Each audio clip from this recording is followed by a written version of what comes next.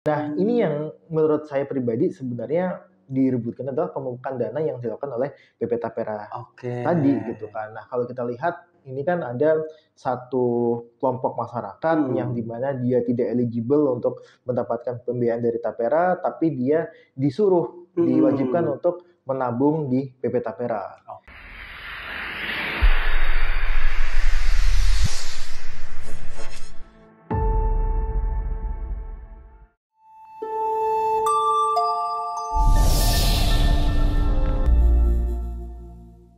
Assalamualaikum warahmatullahi wabarakatuh. Selamat datang kembali di Bagus Podcast. Bulan Juni, bulannya Bung Karno. Saprol hari ini pakai kaos merah. Sesuai dengan narasumber yang kita undang. Kita akan bahas soal perlawanan. Ini isu yang sedang viral. Apalagi bertepatan dengan hari ini juga ada aksi besar-besaran di Jakarta. Terkait dengan tabungan perumahan rakyat.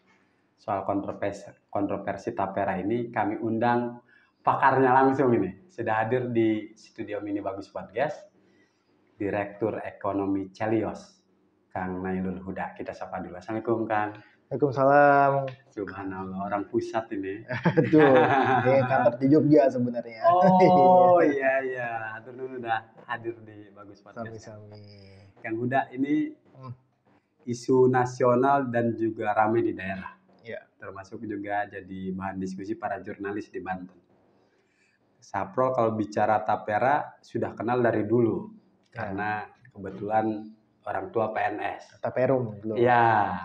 Jadi begitu dengar isu Tapera rame, kok rame ya? Perasaan ini barang lama gitu. Iya. Setelah ngobrol dengan kawan-kawan di Pokja Wartawan Provinsi Banten, oh ternyata swasta diwajibkan masuk dalam program ini. Oh ini ternyata yang bikin ramai. Tapi karena kami belum move on dari isu pemilu 2024, bahasnya politik terus. Ketika berkaitan dengan ekonomi, wah ini harus bincang barengnya dengan bakarnya langsung ini, yang langsung riset dengan ini. Kebetulan Celios ini fokus tentang program Tapera ini, Bang. Ya. Oke, Bang. Awal ini bergolaknya itu apa sebenarnya? Kalau kami kemarin para jurnalis sampai turun ke jalan demo terkait dengan RUU penyiaran. Itu juga kan heboh. Orang bilang, wah ini jangan-jangan program Tapera juga pengalian isu nih dari RUU penyiaran.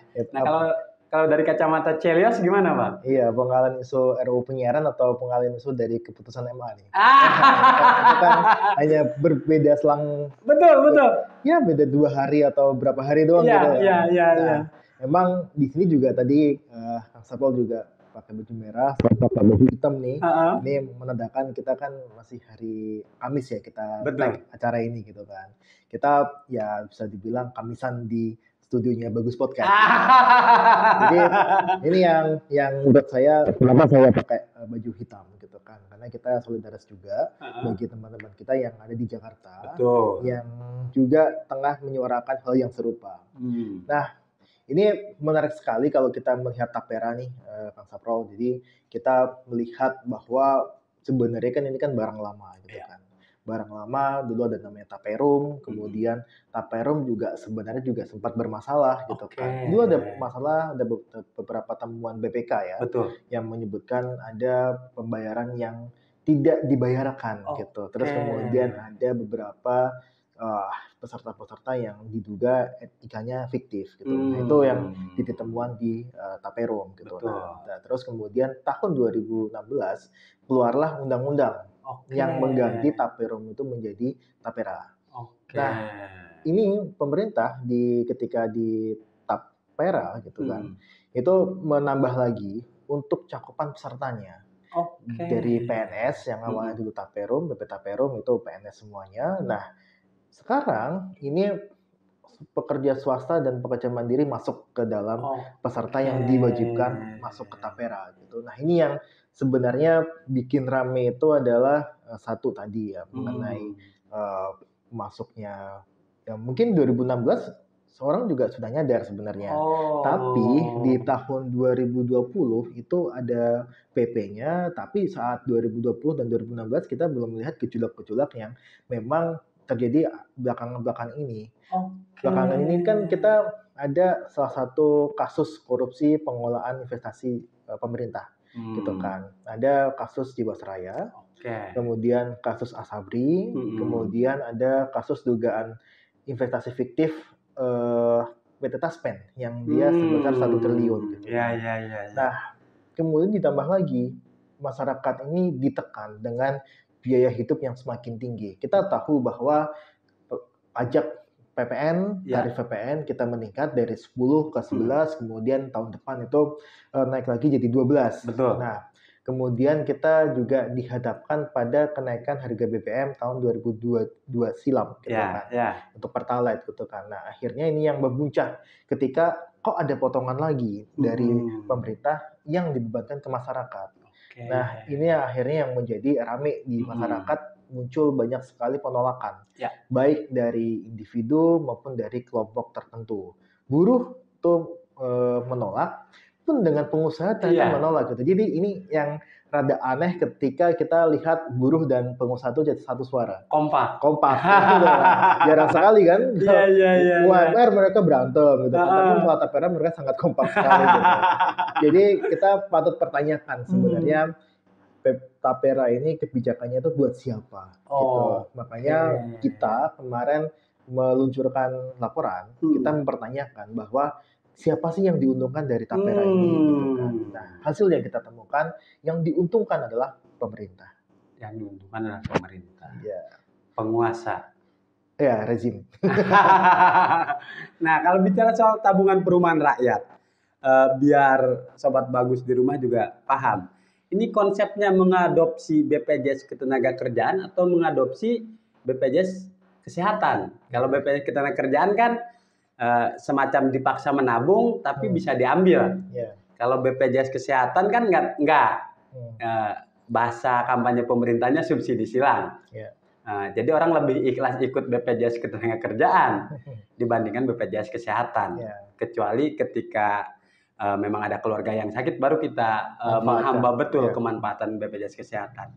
Terbaru kan sudah ada penekanan lagi nih, biar warga semuanya jadi peserta BPJS Kesehatan. Kalau mau memperpanjang SIM, mau bikin SIM kan juga. Jadi pemerintah ini mencari cara biar warganya ikut programnya. Tapi yang program Tapera ini konsepnya pakai yang mana? Pakai yang BPJS Ketenagakerjaan kah atau pakai BPJS Kesehatan?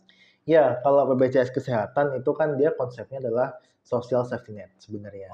Jadi ketika ada kita membutuhkan insurans kesehatan, kita bisa memanfaatkan dana kita yang dikumpulkan di BPJS Kesehatan untuk periksa. Nah, ketika kita lihat Tapera gitu kan, Tapera ini kan ada 2 kegiatan ataupun 2 aktivitas ekonomi yang dilakukan oleh BP Tapera. Yang pertama adalah pembiayaan perumahan, yang dimana BP Tapera bisa menyalurkan pembiayaan murah bagi masyarakat berpenghasilan rendah. Dan dia harus rumah pertama. Nah, artinya adalah ini ada manfaatnya bagi orang-orang yang dia eligible untuk mengambil rumah dan pembiayaan perumahan dari BP Tapera. Nah, yang kedua adalah pembukaan dana. Nah, ini yang menurut saya pribadi sebenarnya direbutkan adalah pembukaan dana yang dilakukan oleh BP Tapera tadi gitu kan. Nah, kalau kita lihat ini kan ada satu kelompok masyarakat yang dimana dia tidak eligible untuk mendapatkan pembiayaan dari Tapera, tapi dia diwajibkan untuk menabung di BP Tapera. Nah, sifatnya itu adalah menabung atau investasi lah gitu kan. Nah, kita lihat bahwa apakah memang konsep Tapera ini harusnya sifatnya wajib atau sukarela. Kemarin Pak Suharso, Menteri Bappenas, Menteri PPN, itu menyebutkan konsep awal konsep awal dari BP Tapera adalah sukarela. Jadi kan kita kan nggak ada yang mau ya. Kita gini, kita kesadaran lah kalau untuk menabung, mau investasi dan sebagainya gitu kan. Kita tidak ada unsur pemaksaan untuk menabung ataupun investasi. Karena satu, kebutuhan masing-masing individu itu berbeda.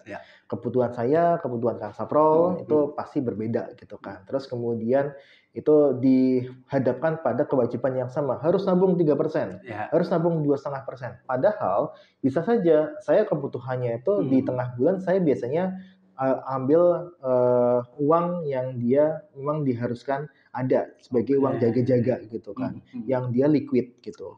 Nah, BP Tapera ini ternyata mewajibkan kalau mau ngambil itu ketika kita pensiun, ketika kita berumur 58 tahun, ketika kita tidak terdaftar atau tidak membayar iuran BPRA selama periode tertentu. Nah, atau yang paling enggak kita meninggal dulu baru kita bisa mengambil BP Tapera. Jadi kan masa kita butuh uang kita yang ditabung di BP Tapera, tapi kita nggak bisa ngambil. Ini kan yang aneh gitu kan. Ada kebijakan yang menurut saya itu kebijakan yang tidak wise dari pemerintah, yang dia menahan ya uang masyarakat. Intinya kan uang kita kan. Betul. Ya kan uang kita kan, uang kita yang ditabung di BP Tapera. Nah, BP Tapera masa kita mau ngambil, saya mau ngambil dong uang saya butuh untuk ibu saya sakit atau apa gitu.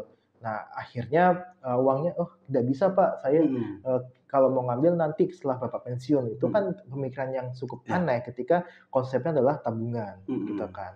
Nah, kalau kita mengacu, kalau mau diputar balikan ini tabungan untuk masa depan, kita udah ada JHT, udah ada jaminan pensiun gitu.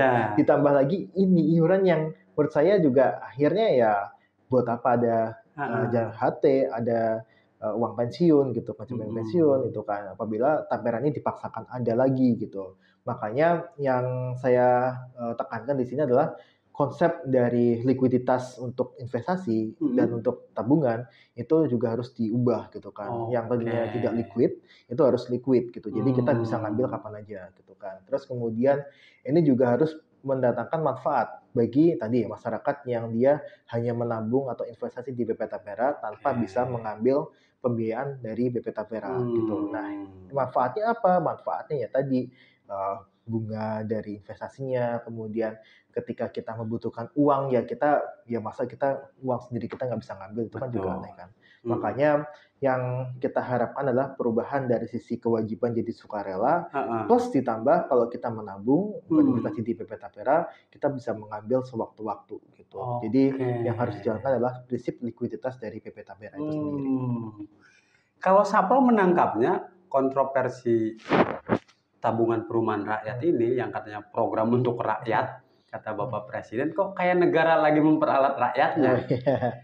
Maksud Sapro begini, ASN yang sudah tiap bulannya jelas dia dapat gaji 3 juta, 4 juta, 5 juta, masih banyak tuh di Banten saya di Serang yang dia masih kekurangan, sehingga terpaparlah pinjol.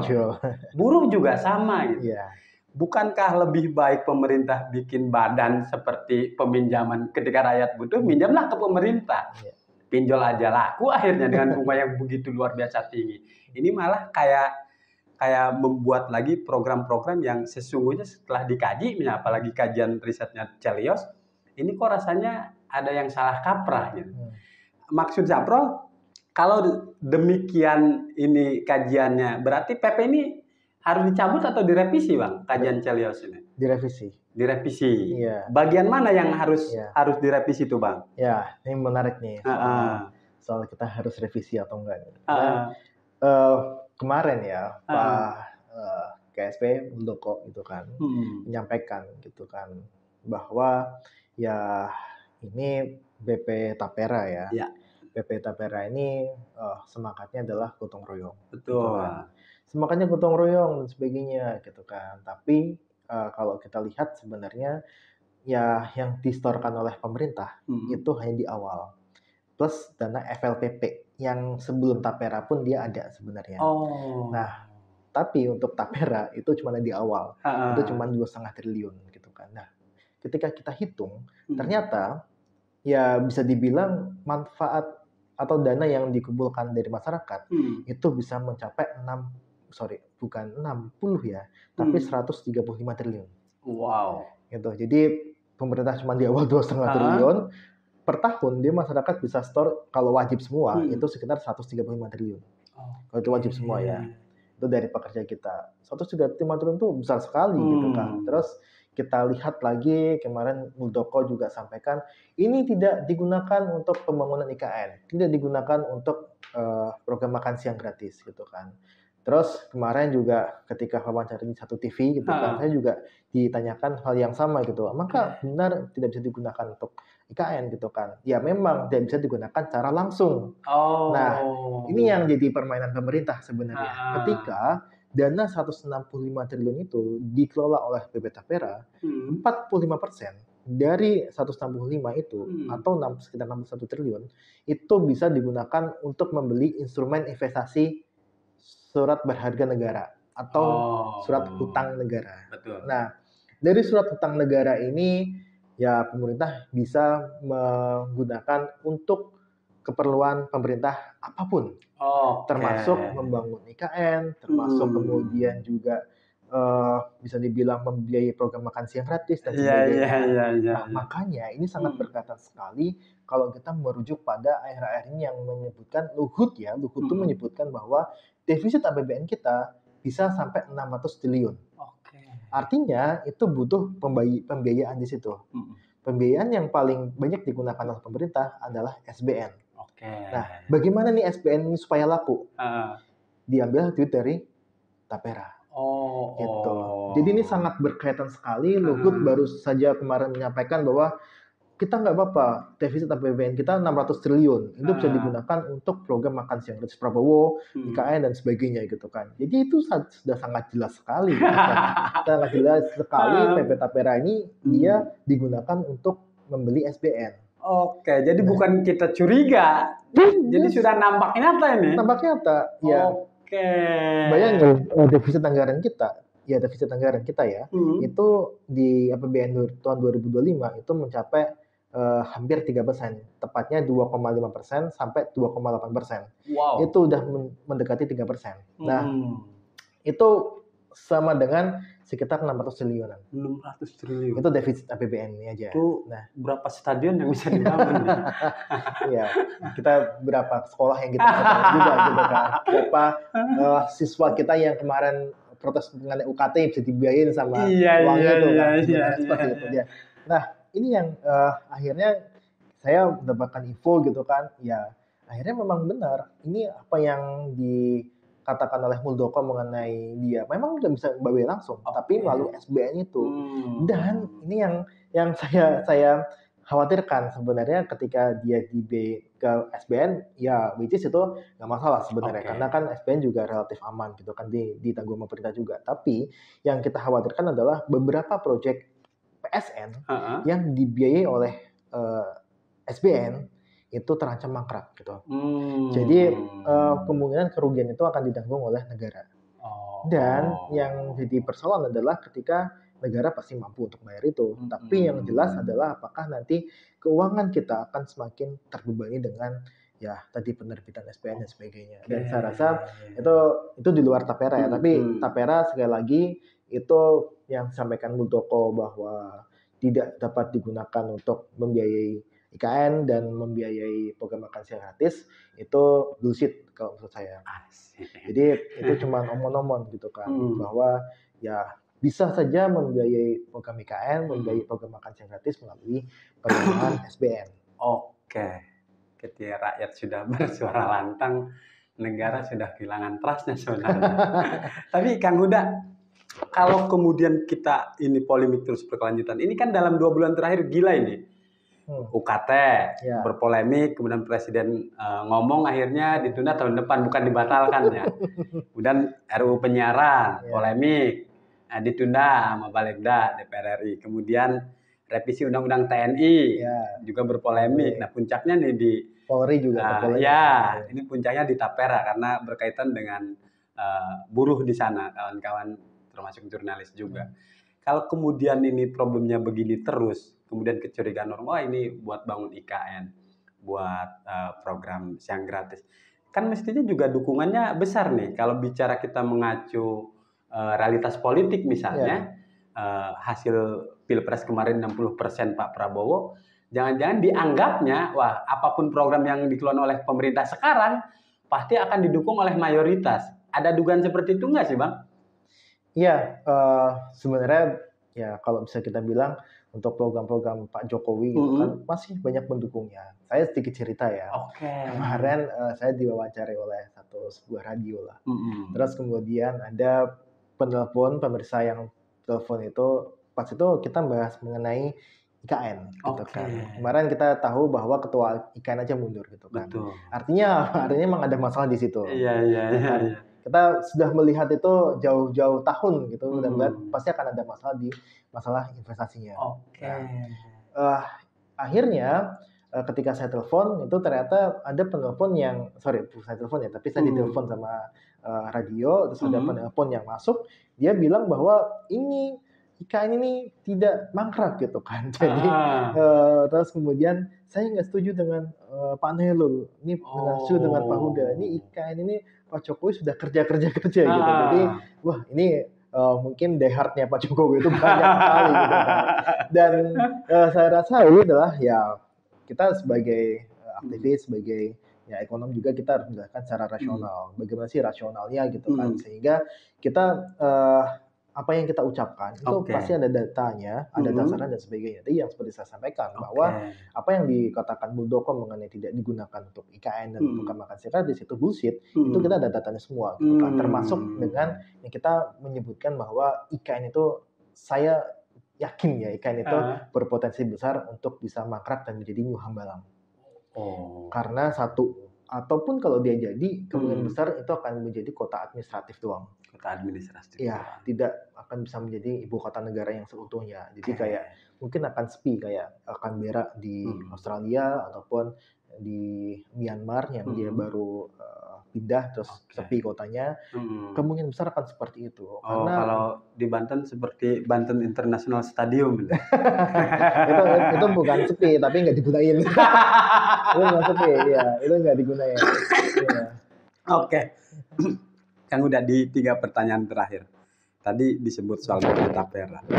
Nah, karena mereka yang menjadi badan pelaksana program ini kalau terus tetap dijalankan. Sesungguhnya hasil kajian Selyos, siapa sih orang-orang yang di BP Tapera ini? Apakah ini untuk menampung para tim sukses zaman dulu Pak Jokowi misalnya, atau sekarang kemudian lanjut lagi ke nanti rejim yang baru? Siapa sesungguhnya mereka? Orang-orang profesional kah, pakar-pakar ekonomi? Atau kita khawatir jangan-jangan juga kayak BUMN gitu. Komisaris-komisarisnya adalah mereka para relawan-relawan politik sesungguhnya.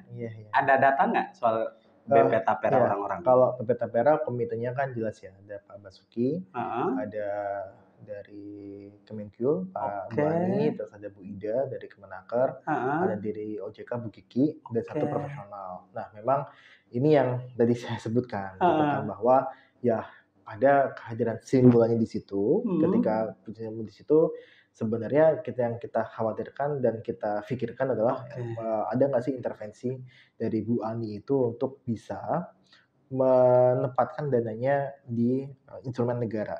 Gitu kan. Nah, makanya kita sebutkan ada potensi konflik kepentingan dalam ataupun pembukaan dana di BP Tapera, karena di situ ada Bu Ani gitu kan, bahwa Bu Ani juga punya kepentingan loh untuk bisa menjual SPN-nya gitu.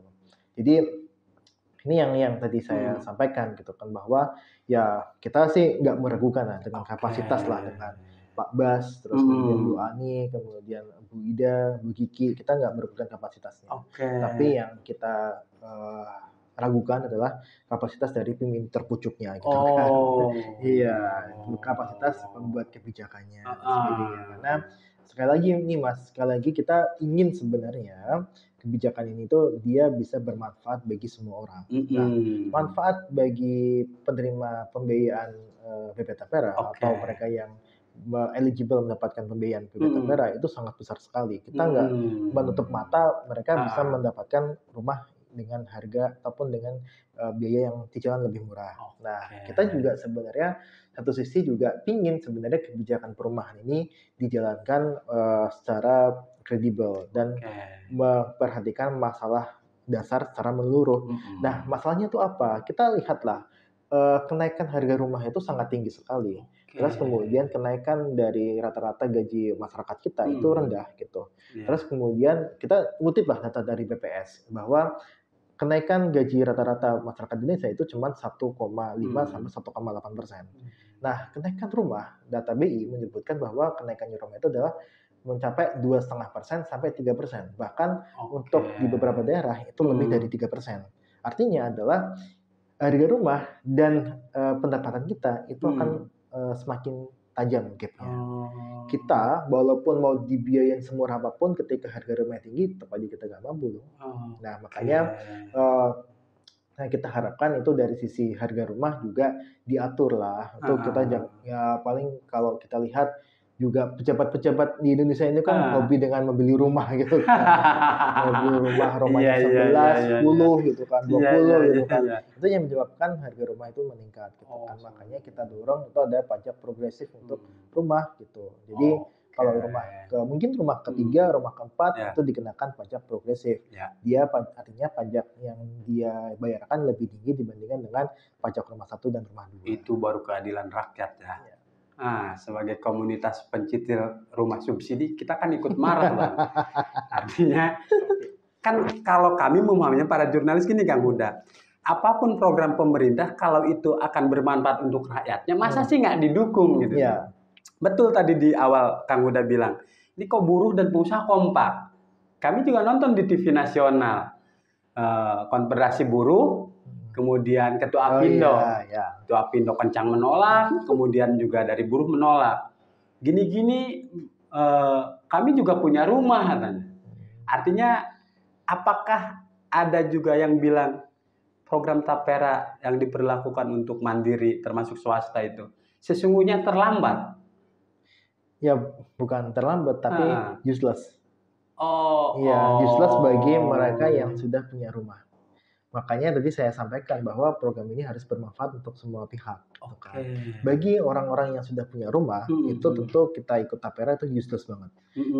Tidak ada manfaatnya gitu kan. Bahkan kalau kita hitung mungkin uang yang kita tabung di BP Tapera, ketika kita gunakan untuk investasi di instrumen lainnya, returnnya lebih tinggi dibandingkan kita menabung di BP Tapera. Gitu kan. Artinya kita rugi dong. Jadi ini yang tidak dipikirkan oleh Bu Ani, oleh tim dari BP Tapera bahwa ini juga harus dihitung manfaat, kerugian, opportunity cost yang dia dihasilkan dari kebijakan ini gitu. Jadi ini yang terus kita sounding, kita sampaikan bahwa ya pembuat kebijakan juga harus melihat dari sisi semua aspek gitu kan. Aspek opportunity cost, kemudian aspek yang kita ini yang tidak eligible untuk menjadi pembiayaan Tapera, tapi kita wajib untuk membiayai Tapera, termasuk dengan ya kan kalau bilang kan pekerja yang di bawah UMR tidak wajib gitu kan.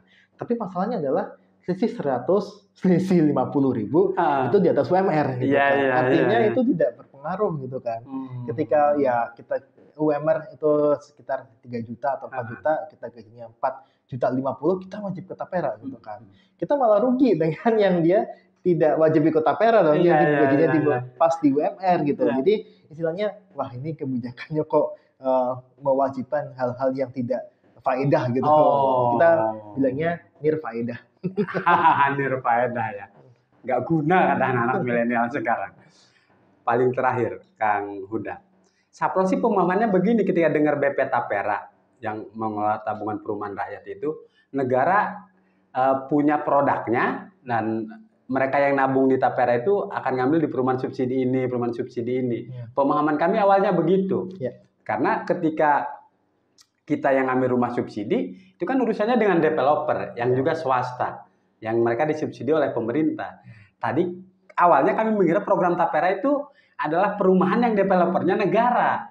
Sehingga orang yang nabung di Tapera untuk ambil rumah, itulah keuntungannya. Jadi dia nggak berhubungan dengan swasta, tapi dikelola langsung oleh negara.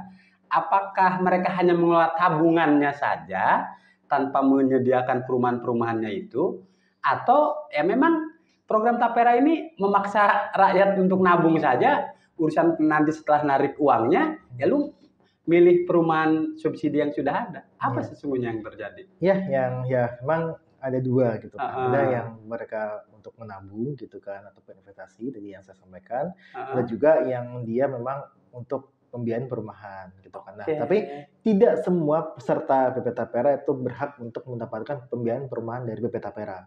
tadi syaratnya gajinya di bawah 3 juta.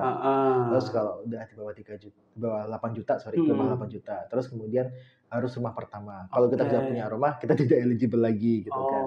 Artinya ini yang lebih saya sampaikan, tidak semua peserta PP Tapera itu mendapatkan pembiayaan perumahan, bukan mendapatkan rumah gitu kan.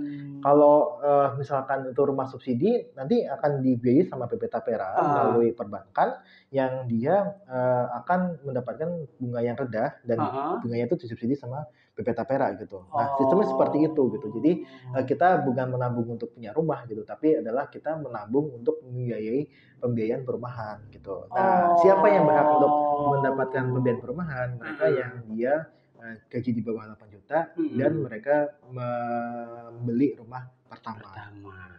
Oh, ini baru. Akhirnya kami mulai paham Kang Huda.